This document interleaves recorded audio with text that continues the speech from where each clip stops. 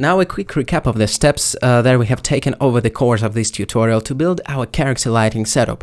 This time, unlike in the first chapter, we brainstormed an HDRI environment first as a base layer for what we are going to do. Making use of some real lighting data made it easier to get motivation for the lights placement. We just knew at that point that our main lights will be motivated by the windows and other natural sources of this HDRI. Then right away we got the overall levels down to form a darker, underplayed, low-key base. The best position for the key light was on the side that is opposite to the camera side, so A, we shoot into shadows, and B, the shadows are nice and soft due to the size of this light and some magic with the diffusion in cycles. Yay for beautiful light fall-off as well. As a quick reminder, it is called reverse key or upstage lighting or narrow lighting, when the key is meant to hit the shorter side of the subject. To add some punch to our softer key light, the secondary complementary light was used, a bit of a hotspot to capture lovely textural details that would otherwise come and go unnoticed. The third and final piece of the key light puzzle was this side light used mainly to show off the hard surface shapes where it matters, the facial features near the eyes, and to shovel some exposure to the inner compartment with electronic details underneath that glass panel, and the eye light leaving some glints in the lenses, the mirrors of the soul, coinciding with the center of interest. These were the things contributing to our key light. Then, to make the subject pop out from the backdrop and to realize the idea already present in the HDRI, we added a pretty harsh bluish rim light, highlighting the silhouette details in the wires and other stuff at the back. With the solid 3-point lighting base in place, we blasted it with the sunbeams to create so much needed pools of higher contrast here and there. We used it sparingly though, to go zebra. Light to light to dark, and so on. If our main light was supposed to be soft and glamorous, this sunlight was naturally fairly sharp lighting generated by a much smaller light source, still hitting the object from the direction that is opposite to the camera angle though. With the dynamic range in mind, and to make it believable, we gave our sun a serious wattage. Right off the start, it was like 10 times stronger than our key light. To put it into perspective. That is very rough estimate, but still.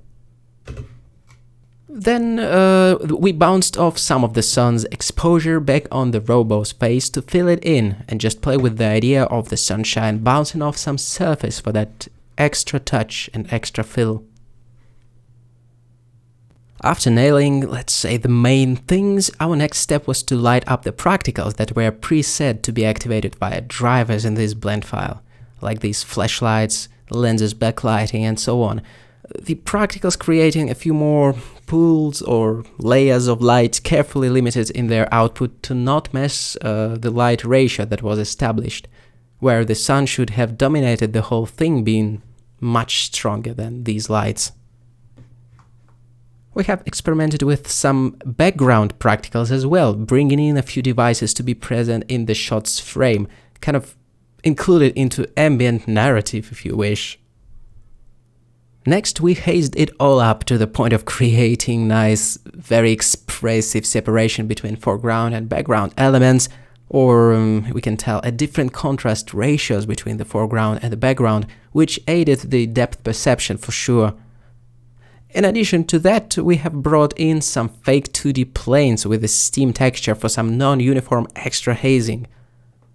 And up to that point, I'm still not convinced it was really needed there.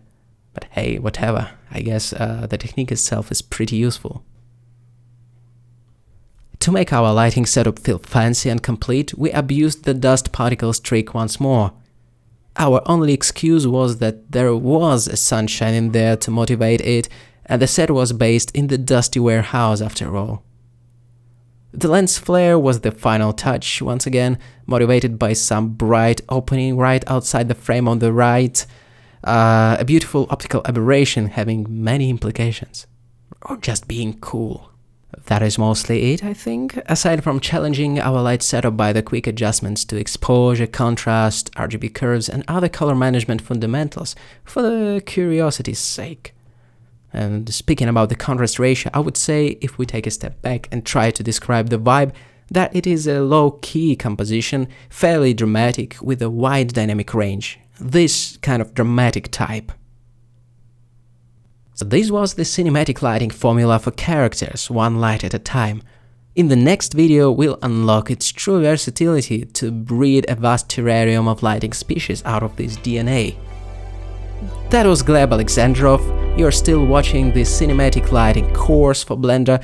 I will see you in the next video. Thank you so much for watching.